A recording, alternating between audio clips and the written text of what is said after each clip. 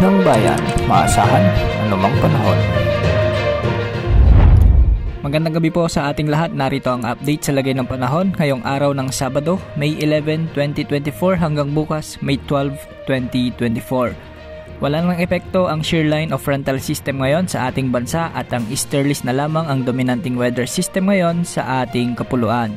Sa kasalukuyan ay nakararanas ng mga localized thunderstorms ang maraming lugar sa bansa, partikular sa Cagayan Valley, Cordillera Region, Ilocos Region at Central Luzon. May mga inasang pag-ulan din sa bahagi ng Quezon Province, Batangas, Cavite, Laguna at ilang bahagi ng Metro Manila.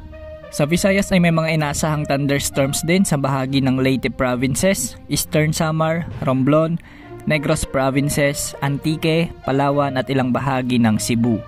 Sa Mindanao ay asahan naman ang mga pag-ulan sa bahagi ng Zamboanga Peninsula, Bangsamoro Region, Surigao del Sur, ilang bahagi ng Davao Region at Misamis Provinces.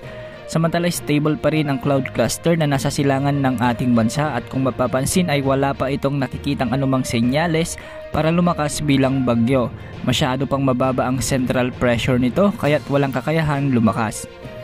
Ayon naman sa mga weather models, nasa low to medium pa rin ang tsansa nitong maging bagyo. Kung mapapansin ay halos stable ang galaw nito hanggang sa papalapit ng PAR bilang low pressure area, ngunit hindi pa rin natin inaalis ang posibilidad na lumakas ito bilang bagyo, kaya patuloy natin itong babantayan. Ayon sa pagtala ng weather models at ensembles at ang inilabas na tropical cyclone threat potential forecast ng Pag-asa, may tsansa itong lumapit sa bansa at lilihis papalayo. Hindi rin natin inaalis ang tsansa umabot ng kalupaan o maglandfall lalo na sa bahagi ng Visayas at Mindanao. Maging bagyo man o hindi, asahan pa rin na magdadala ito ng mga pag-ulan dulot ng mga localized thunderstorms o ang extension nito sa mga susunod na araw. Kaya mag-ingat sa banta ng baha at landslides. Kung sakaling mamuo ito at pumasok sa ating Philippine Area of Responsibility, papangalanan ito ng Pag-asa bilang Bagyong Agon, ang unang bagyo ngayong 2024.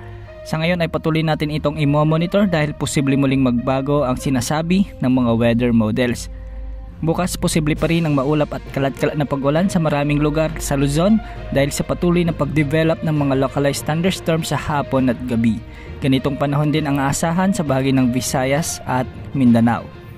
Wala namang nakataas na gale warning ngayon sa mga karagatang sakop ng bansa. Yan ang update sa lagay ng ating panahon. Ito po ang weather update ng bayan, maasahan anumang panahon.